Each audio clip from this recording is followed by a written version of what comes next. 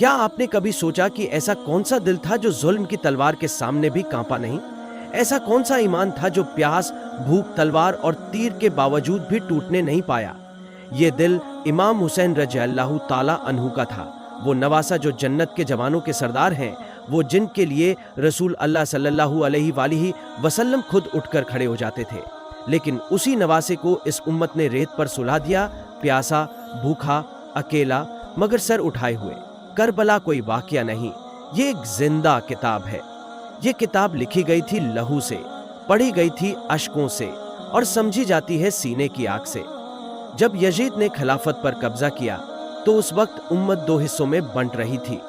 एक वो जो हक की राह में सिर कटाने को तैयार थे और दूसरे वो जो चुप थे, डरे हुए या बिके हुए। मदीना में जब बैठ का तलब हुआ तो इमाम हुसैन रज़ियल्लाहु ताला अन्हु ने साफ कह दिया, मेरे जैसा यजीद जैसे को नहीं मान सकता।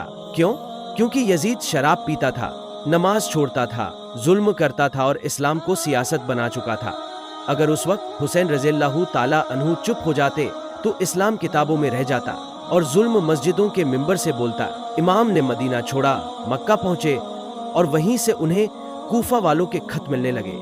हजारों खत, हर खत में एक ही बात, या इमाम आ जाइए, हम आपके साथ हैं, हमारे लिए आप ही रहबर हैं। ये सुनकर इमाम ने मक्का से कूफा की तरफ रुख किया, अपने अहले बैत और साथियों को साथ लेकर, मगर रास्ते में करबला आ गया और साथ ही यजीद की फौज भी। वहां से हर रास्ता बंद कर दिया गया। ना कूफा से कोई मदद आई, ना पानी मिला, ना रहम। 7 मुहर्रम को दजला से पानी बंद कर दिया गया। खेमे में बच्चे पानी पानी की सदाएं लगाते। माँ की आंखें सूख चुकी थीं। हजरत ज़ैनब अली अस्कर को देखती और उनके होठों से पानी की एक बूंद भी नसीब ना होती। करबला में हर दिन इम्तिहान था और हर रात इबादत। 9 मुहर्रम की रात इमाम हुसैन रज़ियल्लाहु ताला अन्हु ने चिराग गुल करवाए और कहा, जो जाना चाहे चला जाए, कल शहादत है। लेकिन कोई न गया।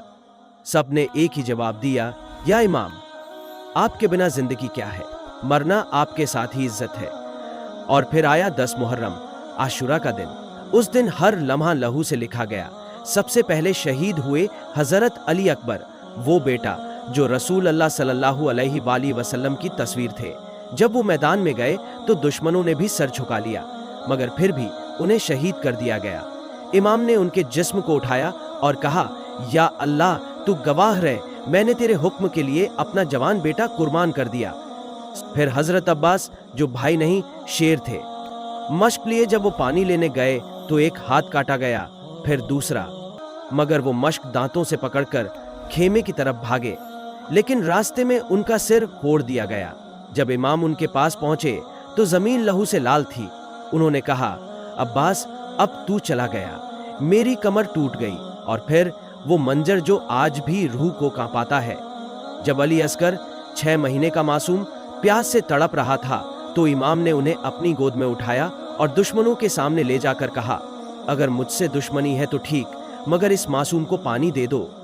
लेकिन जवाब में एक तीर आया और अली अस्कर की गर्दन को चीरता हुआ निकल गया। उस लहू को आसमान की तरफ उछाला गया और इतिहास गवाह है, वो लहू जमीन पर न गिरा। आखिर में इमाम हुसैन रज़ियल्लाहु ताला अन्हु अकेले रह गए, जख्मी, प्यासे, मगर सजदे में फरमाया, या रब, मैंने तेरा हुक्म पूरा किया, तुझसे मिलने आ रहा हूं। और फिर उनका सर तन से जुदा कर दिया गया, वो सर जिसे नबी ने अपने सीने पर रखा था। बीबी ज़ैनब, बीबी सकीना और तमाम अहले बैत को कैद करके कूफा और शाम ले जाया गया। मगर जहां जुल्म ने जंजीरें पहनाई, वहां ज़ैनब ने जुबान को तलवार बना दिया। यजीद के दरबार में खड़ी होकर कहा, ए यजीद, तेरी ताकत पर गुरूर मत कर, आज तू मुस्कुरा सकता है, मगर कल तू रोएगा जब मेरे भाई का लहू तेरी अदालत को उलट देगा। आज भी करबला की कहानी जिंदा है। हुसैन का लहू आज भी हमारे सीने में धड़कता है। अगर हम वाकई हुसैनी हैं तो हमें झूठ के सामने खड़ा होना होगा, जुल्म को ललकारना होगा और अपने किरदार को करबला बनाना होगा। क्योंकि हर दौर में यजीद होगा, मगर सवाल ये है, क्या हर दौर में हुसैन भी होगा? अगर आपका दिल कांपा है तो इस वीडियो को आगे भेजिए और कमेंट में लिखिए, لبیک یا حسین۔